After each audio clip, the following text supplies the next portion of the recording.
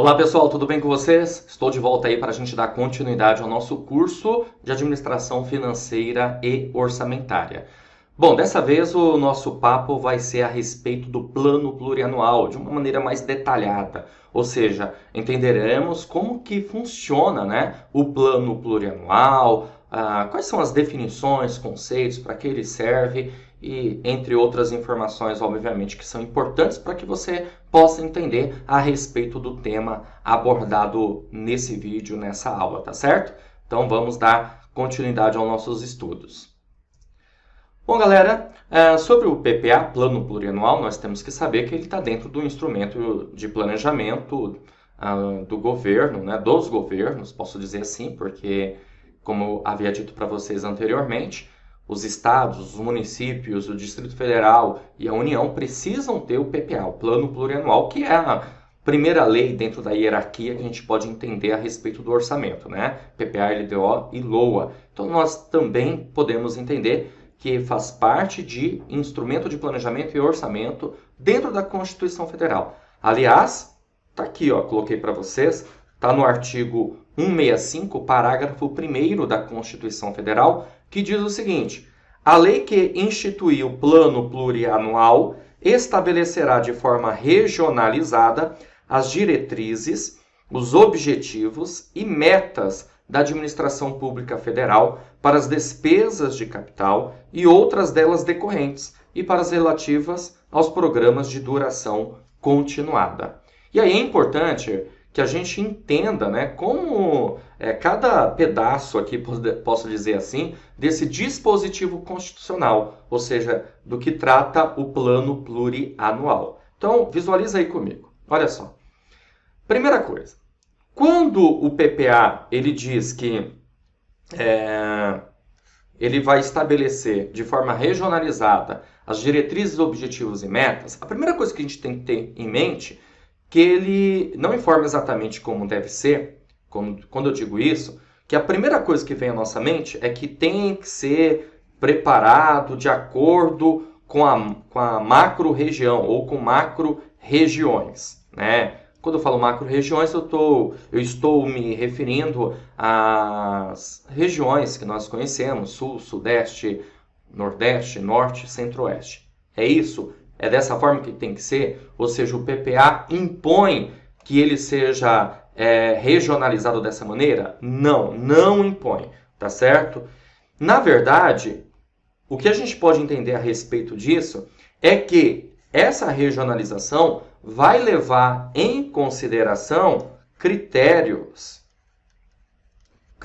populacional. É isso, aí sim, aí corretamente a gente pode entender dessa forma no caso do plano plurianual, certo? Então essa de forma regionalizada seria isso. Veja bem que interessante, O governo, na hora que ele cria ali, monta ali o seu projeto, o PPA, ele pode dizer assim, vamos tratar de uma determinada situação na região do Cerrado, exemplo, do semiárido da Bahia, da região litorânea, da Mata Atlântica, ou seja, não necessariamente, como eu falei, volto a repetir, não necessariamente tem que ser pelas macro-regiões, certo? Não necessariamente. Então, essa regionalização aqui vai levar, claro, em consideração critério populacional. Agora, para cada PPA, tem lá a sua necessidade de regionalização aí dos planos, dos projetos, dos programas do governo. Ficou claro isso para você? Então tá bom, vamos dar continuidade. Bom, o PPA ele estabelecerá de forma regionalizada as diretrizes, os objetivos e as metas. A gente costuma chamar isso aqui de DOM, Diretrizes, objetivos e metas. As diretrizes nos mostra qual é o caminho a ser seguido, ou seja, qual é a direção. E isso nós observamos no PPA por meio de programas, certo? Programas, projetos do governo. Programas na área da... Só alguns exemplos, tá, gente? Na área da educação, da segurança pública, certo? Programas na área saúde, e assim vai. Ou seja, nós vamos ter diretrizes relacionadas aos programas temáticos, aos programas por assunto, que são, obviamente, necessários aí para o bom andamento, né, da gestão pública e de todo o aparato administrativo, certo? Então, nós vamos ter essas diretrizes. A partir do momento que se tem diretrizes, consequentemente, é preciso também definir objetivos. Objetivo é aquilo que se pretende alcançar, aquilo que é desejável, tá certo? E esses objetivos, que são importantes na administração pública, significa dizer o seguinte, tá? Que, exemplo, né? A administração pública vai falar assim, ó, nós temos como objetivo na área da educação, como um programa aí de governo, diminuir o analfabetismo. Então, isso é um objetivo. Aumentar o índice de aprendizagem da educação básica, exemplo. Então, são ideias, né? São objetivos aí, definição de objetivos. Como falei, aquilo que se pretende alcançar. Beleza? E aí nós precisamos também das metas. Meta também é algo que se pretende alcançar. Mas qual a diferença de objetivo para meta? É que a meta, ela é a quantificação do objetivo. Então, quando eu digo assim, ó, nosso objetivo é diminuir o analfabetismo, eu tenho que informar qual é o índice, qual é o quanto eu quero diminuir isso, né? Qual é a minha meta? Diminuir em 30%. Então, eu vou quantificar o objetivo. Então, meta a gente pode entender como uma ideia de quantificação, certo?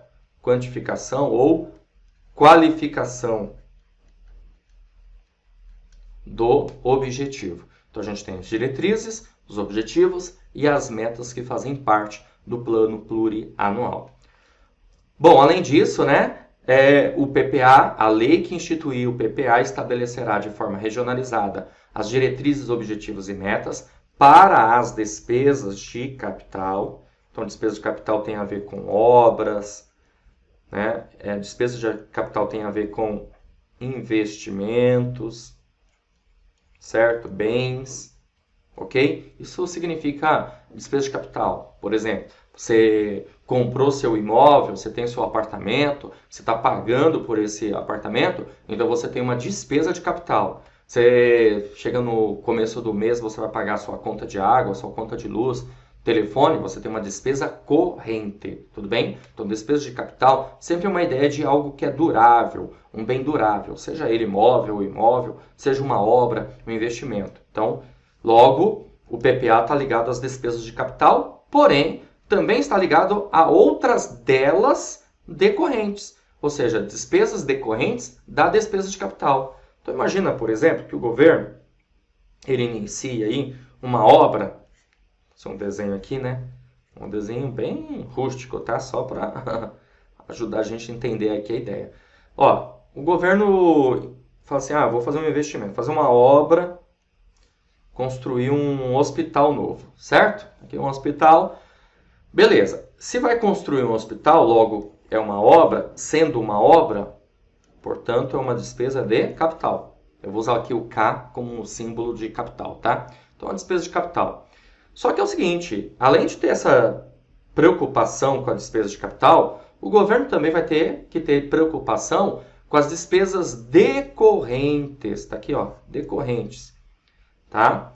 As despesas decorrentes. Essas despesas decorrentes, você vai pensar aqui no quê? Na manutenção desse hospital, no pagamento de salários para funcionários, na conta de água, luz, telefone, ou seja, as despesas chamadas também despesas de custeio ou despesas correntes, certo? Despesas correntes. Então, ó, se preocupa então com as despesas de capital e outras delas decorrentes. Caminhando, vamos lá. E também para as relativas aqui, né? Ele quer dizer despesas relativas de duração continuada. Ou seja, despesas que, inclusive, vão até além de um plano plurianual, que faz parte de programas aí setoriais, regionais ou nacionais. Exemplo, você tem aí o Bolsa Família. O Bolsa Família é um programa de governo muito interessante, que tem a ver com uma função do orçamento chamada função distributiva, certo? Em repassar renda para uma determinada fatia da população, com o intuito aí de reduzir redução das desigualdades sociais, podemos entender dessa forma. E é um programa de duração continuada, é um programa que ele tem, na verdade, ele até ultrapassa o PPA, né? Entendeu? Então, logo, ele vai dar continuidade, ele é contínuo, ele é permanente. Então, claro que no PPA é preciso também ter esses programas, né? Como estabelece, então, os objetivos, as metas desses programas de duração continuada, ok? Vamos lá, continuando. Artigo 65, parágrafo 4º, é interessante para a gente, e já foi tema de prova da banca CESP. Diz assim, ó, os planos e programas nacionais, regionais e setoriais previstos nesta Constituição serão elaborados em consonância com o plano plurianual e apreciados pelo Congresso Nacional. Então você vê que é interessante, né? O governo não tem só o PPA, plano plurianual. Ele também tem planos e programas, sejam esses nacionais, regionais e setoriais, né? Ultimamente a gente está escutando muito planos, programas para combate à corrupção, anticrime, né? Armamento e uma série de outras situações. Todos esses planos precisam estar em consonância com o PPA. Em consonância com o PPA. É interessante isso, que a banca CESP, em uma determinada questão, ela colocou assim, que o PPA deveria estar em consonância com os planos, programas nacionais, regionais e setoriais. Na verdade, é o contrário. Os planos precisam estar em consonância com o PPA. O que isso significa? Significa dizer que o PPA, nessa situação, ele está numa hierarquia superior, ou seja, ele é mais importante. Apesar de ser de acontecer de 4 em 4 anos, ele é mais importante do que os planos e programas nacionais setoriais que precisam estar em consonância com o PPA. Por quê? Porque o PPA ele que vai trazer informações a respeito das receitas, das despesas aí do quadriênio, do próximo quadriênio, dos próximos 4 anos, né? Então, se esses planos, programas regionais setoriais não estiverem em consonância com o PPA, vai ficar difícil você conseguir alcançar os objetivos, as metas e assim por diante, tá? Então, interessante esse artigo aqui, esse dispositivo, para bem da verdade, artigo 165, parágrafo 4º, para que você possa visualizar ele e, claro, né, quando for o momento certo, a gente vai resolver a questão e aí vai ter questões aí relacionadas a esse tema aqui também.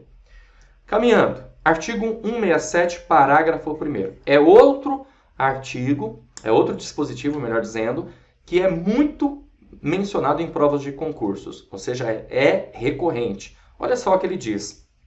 Ele diz assim, ó, nenhum investimento cuja execução ultrapasse um exercício financeiro poderá ser iniciado sem prévia inclusão no PPA ou sem lei que autorize a inclusão sob pena de crime de responsabilidade. Vamos entender melhor isso aqui. O que ele quer dizer com isso? Galera, é o seguinte. No caso aqui, acontece que... Vamos visualizar uma situação, né? Ó, nós temos o PPA, certo? O PPA ele tem validade aí de 4 anos, ok? Vamos imaginar aí o próximo PPA nosso vai ser o PPA 2020-2023, ok? Isso significa que esse PPA 2020-2023 ele foi elaborado em 2019.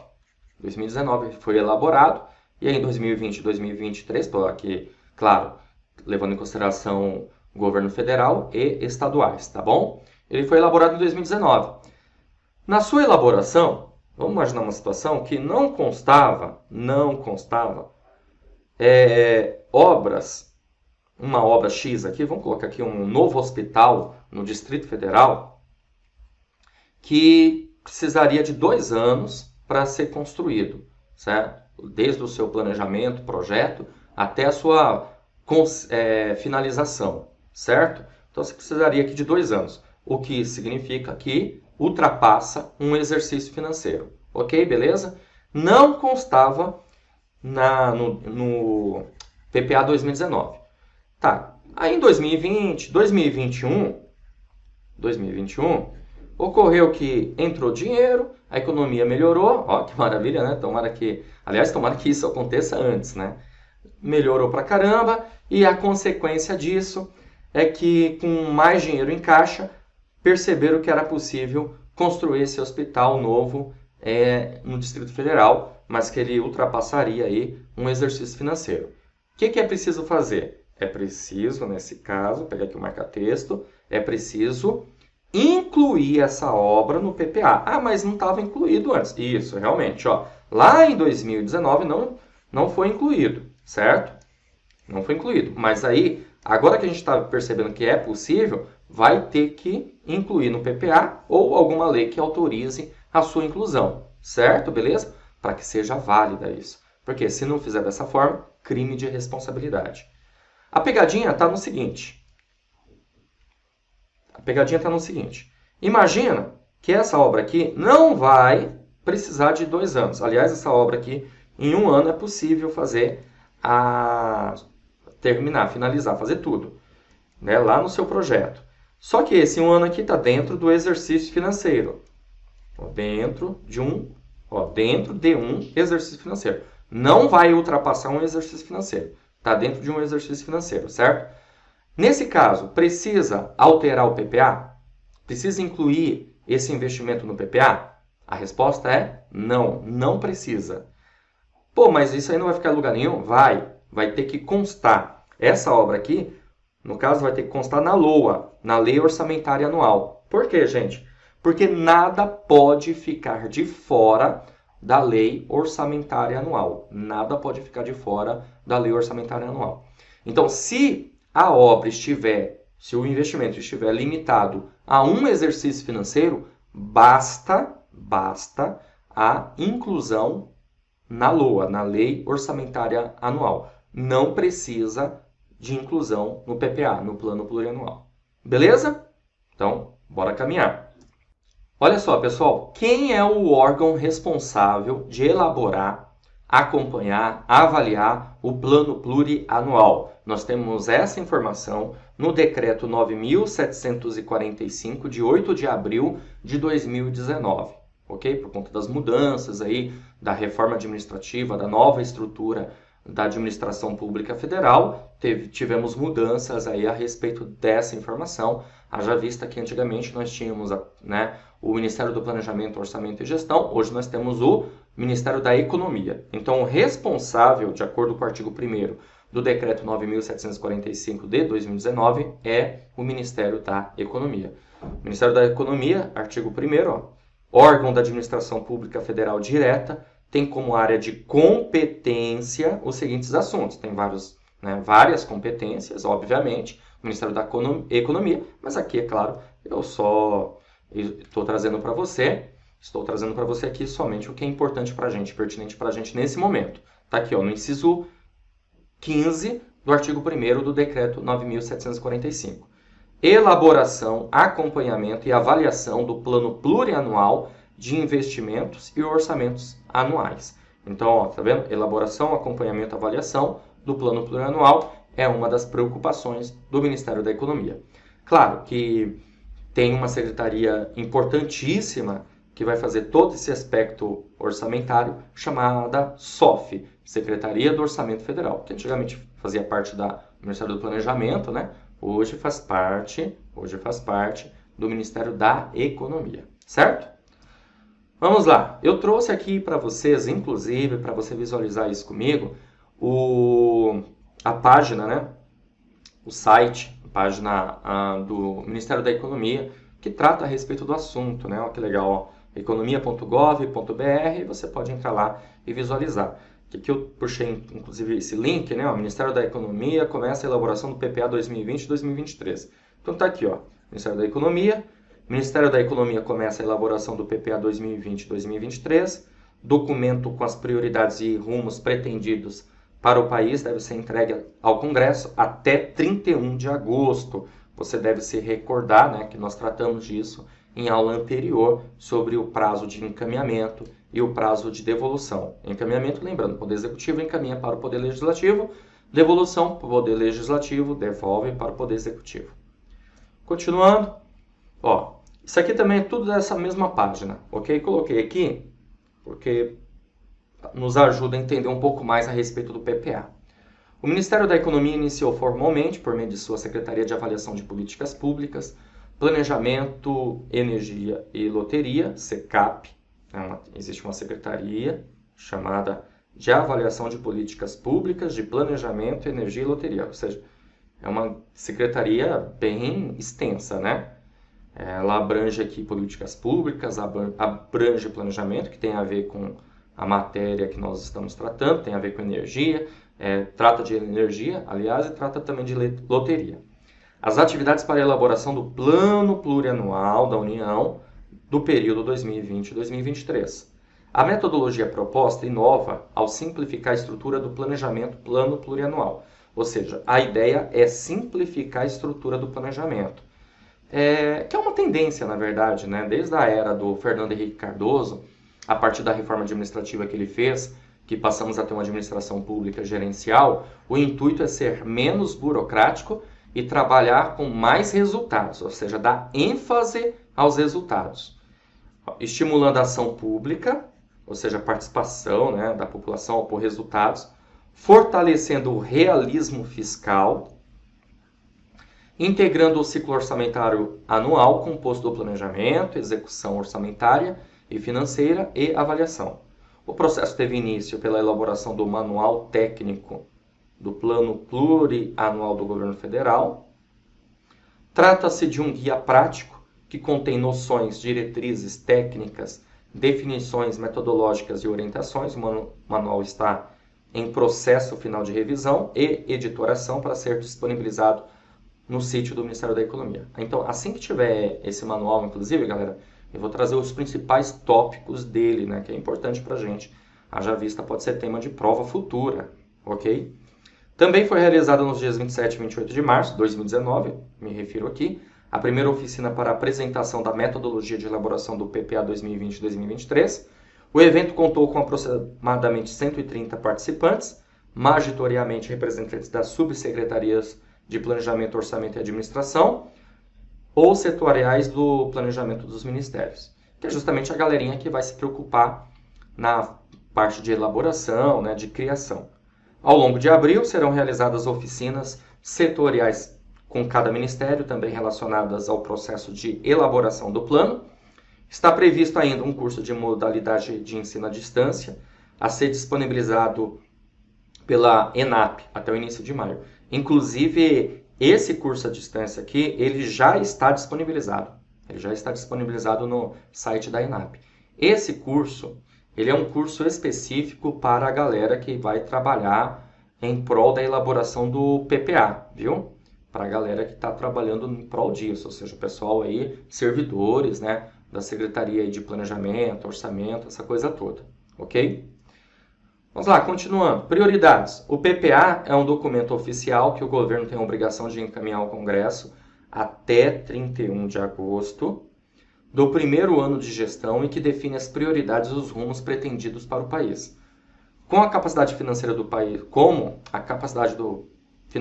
é limitada e insuficiente, para concretizar todas as aspirações setoriais simultaneamente, é preciso fazer escolhas. Assim, por meio do planejamento, o governo decide, em resposta às demandas da sociedade, quais políticas públicas serão implementadas para enfrentar problemas e aproveitar oportunidades. Na gestão governamental iniciada neste ano, foi editado o Decreto 9.679, que atribui ao Ministério da Economia, por meio do SECAP, a responsabilidade pela condução da proposta do PPA 2020-2023, que a gente viu aqui, que na verdade, deixa eu só voltar aqui uma coisa rápida, decreto 9.745. Esse decreto que está aqui, que eu tirei esse texto, viu, gente? Ó, só deixar claro, tá? Eu tirei esse texto lá do Ministério da Economia, eles não atualizaram ainda. Esse decreto aqui já foi revogado, que ele é de janeiro, e o decreto novo é justamente o decreto que eu acabei de trabalhar com você agora há pouco, né? Ó, esse aqui, ó, o decreto 9.745, certo? Então, o decreto que está no site foi revogado e o que a gente tem atualmente é esse. Bom, deixa eu voltar lá onde eu parei. Aqui. Esse trabalho vem sendo feito em conjunto com a Secretaria de Orçamento Federal, com a Secretaria de Gestão, com contribuições do Tribunal de Contas da União, com a Controladoria Geral da União e da Secretaria do Tesouro Nacional. Então, você vê que é um trabalho bem grande, né? Gigantesco, podemos dizer assim. Vários órgãos, vários departamentos, aí, setores, atuando no intuito de ter o melhor PPA possível. E é real isso, né? Desde a ideia da Constituição Federal de 88 a respeito do PPA, o PPA ele vem se modernizando, vem melhorando aí ao longo do tempo, a cada ciclo, ok? Continuando, a Lei 13.249 de 2015, pessoal, é a lei que trata do PPA 2016-2019, que inclusive eu estou deixando aí um PDF dessa lei na íntegra para você, né, baixar e fazer leitura, que é interessante, tá? Não é um tema que normalmente cai em prova de concurso, mas é interessante ter uma ideia da lei do PPA. Assim que nós tivermos aí a nova lei do PPA, que vai ser PPA 2020-2023, consequentemente eu colocarei aqui para vocês também, disponibilizarei o material para vocês, tá? Mas eu trouxe aqui o artigo 5º. Eu não trouxe os outros artigos porque eu não vejo tanta necessidade nesse momento. Até porque nós estamos aí em vias, né, de ter um novo PPA. O PPA 2016-2019 reflete as políticas públicas e orienta a atuação governamental por meio de programas temáticos e de gestão, manutenção e serviços ao Estado, assim definidos: programa temático e programa de gestão, manutenção e serviços ao Estado. Então a gente tem dois tipos, né? Os programas temáticos e o programa de gestão. O PPA ele traz um conceito aqui de programa temático, que ele é organizado por recortes selecionados de políticas públicas. Aquilo que eu falei para vocês, ó, eu vou ter programa na área da educação, infraestrutura, ciência, tecnologia, saúde, segurança pública, certo? E assim por diante.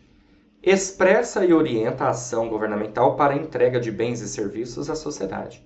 E programa de gestão, manutenção e serviços ao Estado, que expressa e orienta as ações destinadas ao apoio, à gestão e à manutenção da atuação governamental. A gente pode dizer aqui que é o staff, né?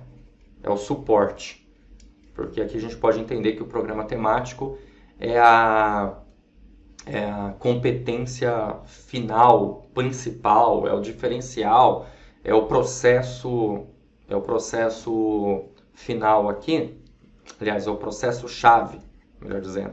Processo-chave, tá? Processo-chave, é o processo principal, processo de negócio, certo? E programa de gestão, manutenção e serviço é o staff, processo de apoio. Continuando, o PPA 2016-2019 vem sendo aperfeiçoado. Aí você vai ter aqui o relatório de avaliação do PPA, projeto de revisão do cadastro de indicadores, alinhamentos com outros objetivos aí, com outros conceitos, né, de desenvolvimento sustentável, inclusive, participação da sociedade, do cidadão, ok? Planejamento do painel de planejamento do PPA, revitalização da biblioteca digital, tudo para que fique mais transparente possível e que funcione, né? Vamos lá. Quais são as premissas do novo PPA? Aqui já a gente está tratando aqui da ideia do PPA 2020, 2023, tá? Ser mais útil para a sociedade, com melhoria conceitual, ser mais estratégico para o país, direcionado por resultados, com maior realismo fiscal, construção simplificada, você viu aí no texto, inclusive no site do Ministério da Economia, integrado com a LOA, com a Lei Orçamentária, mais integrado, porque ele já é integrado, né? Mas mais integrado com a LOA, Lei Orçamentária Anual, Vamos lá, PPA 2020-2023, potencialidades desse novo PPA. Monitoramento intensivo das prioridades, metas compartilhadas por todo o governo federal, né, objetivos e metas, e isso a gente vai ter um programa chamado CIOP, mais para frente eu vou falar sobre ele, que é o Sistema Integrado do Planejamento e Orçamento.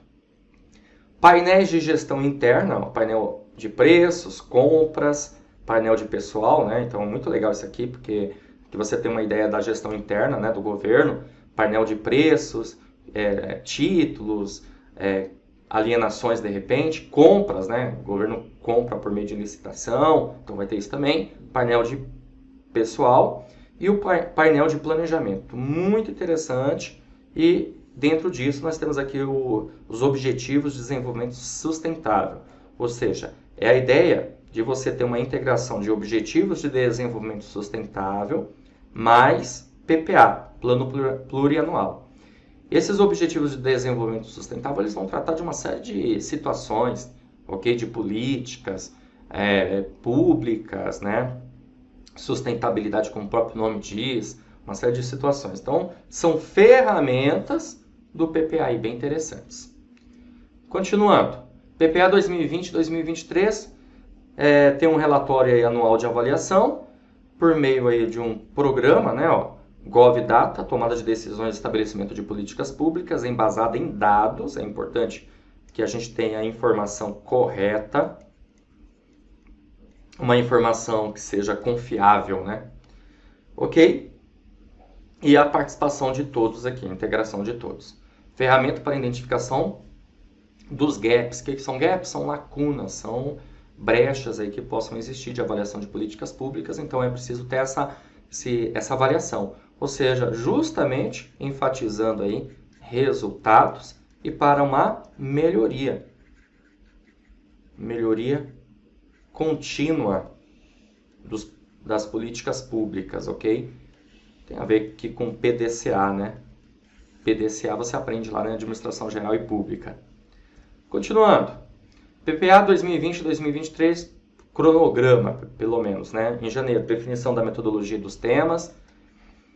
Em fevereiro, início do processo de elaboração do PPA conjuntamente com os ministérios. Ajustes e consolidação final da Estratégia Nacional de Desenvolvimento. Realização das reuniões de PPA. E agosto, encaminhamento do projeto Lei PPA ao Congresso Nacional, conjuntamente com o projeto da LOA.